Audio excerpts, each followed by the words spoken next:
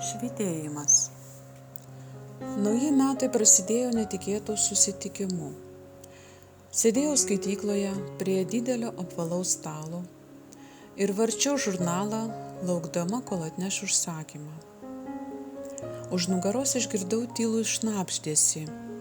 Nėra kur prisiglausti. Atsigręžiau. Visai šalia manęs lėtai tipeno liesutė, nedidelio ūgio pagyvenusi moterytė. Jis spaudė prie savęs, apsikabinusi abiem rankomis labai storą senovišką knygą. Vėliau parodė, tai buvo 1887 metų knyga, kažkokio žmogaus biografija. Pasiūliau prisėsti. Ji prisėdo per vieną kėdę nuo manęs ir nedrąsiai tyliai kreipėsi į mane ir į prie stalo sėdintį pagyvenusi vyriškį, linkėdama gerų naujųjų metų. Dar pridūrė, kad ją siuntė iš ten, rodė pirštu į dangų, pasakyti mums tuos linkėjimus. Ji linkėjo taikos, ramybės ir dar kažką tyliai sumurmėjo. Jos pirštai nervingai spaudinėjo knygos viršelio kampus. Ji žvilgtelėdavo tai į mane, tai į tą vyrą, tai nudelbdavo akis žemyn, tarsi norėdama kalbėti ir tuo pačiu metu būti nematoma. Tokia stora knyga labai nederėjo prie tokios mažutės moterytės. Atitraukusi dėmesį nuo žurnalo, pradėjau ją stebėti.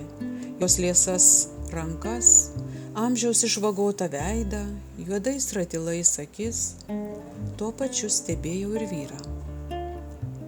Ji nesustojo kalbėti ir vėl pakartojo, kad ją iš ten, vėl rodė pirštu į dangų, siuntė mums tai pasakyti. Aš stengiausi palaikyti ją, klausiausi jos, žiūrėdama tiesiai į ją. Ji kalbėjo pašnibždomis, bet kiti galėjo girdėti. Tad po kelių sekundžių ji pažvelgė į skaitytojo pusę, atsiprašė. Prie stalo sėdėjęs vyras, veidas rodė nepasitenkinimą, atsikėlė ir mesdamas frazę "knyga per stora" nuėjo. Moterytė jo repliką tyliai pasakė: "Tik pasakyk ką, tuoj atgal replikuos." Ir nežymiai mostelėjo ranka. Ji tęsė pokalbį ir matydama, kad aš klausau ir žiūriu į ją, gal net nudžiugo. Ji sakė, kad jai liūdna, kad bibliotekoje nėra kaip seniau, kad būdavo vietos, kur galima paklausyti muzikos. Nėra meno muzikos skaityklų. Sakė, kad ją liūdina, kad jaunimas nenori jos girdėti, neklauso ir nenori nieko žinoti.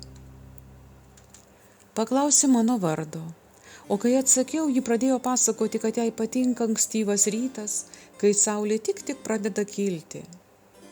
Rūta, rytas, aušra, ji pakartojo svajingai. O, koks tai nuostabus vaizdas! Tai pats gražiausias man vaizdas, susimąsčiusi tarė. Ji pasakojo, kad mes esame tik maži Dievo siųsti įrankiukai žemėje, kad jis siunčia mums gyvenimo pamokas, kad mes gauname viską iš jo ir dalinamės su kitais. Tik dabar, ji pakartojo, tik dabar aš sužinojau, kas mane skatino, kas man darė įtaką, kas padėjo, palaikė. Tai jis vėl parodė pirštu į dangų ir nusišypsojo. Kai ji prakalbo apie muzikos skaityklą ir kad joje mėgdavo klausytis plokštelių, paklausiau: "Gal jūs pianistė?" Ne, maloniai tyliai atsakė. "Aš balerina", pridūrė. "Mano pirmas vaidmuo Jūratė." Ir taip grakščiai mostelėjo ranka vieną kartą, kitą, o šypsena vis nedingo nuo veido. Nelabai nustebau, gal jos kūno sudėjimas, judesių elegancija jau leido nuspėti jos specialybę. Bandžiau įsivaizduoti ją scenoje šokančią. Mes kalbėjome dar keletą minučių. Po to ji atsistojo ir lengvai baleriniškai apsisukusi ramiai išėjo iš skaityklos, nešina storiausia knyga. Visą tą laiką, kai supratau, kad prisėdo iš ten siųstas žmogus, aš ją atidžiai stebėjau.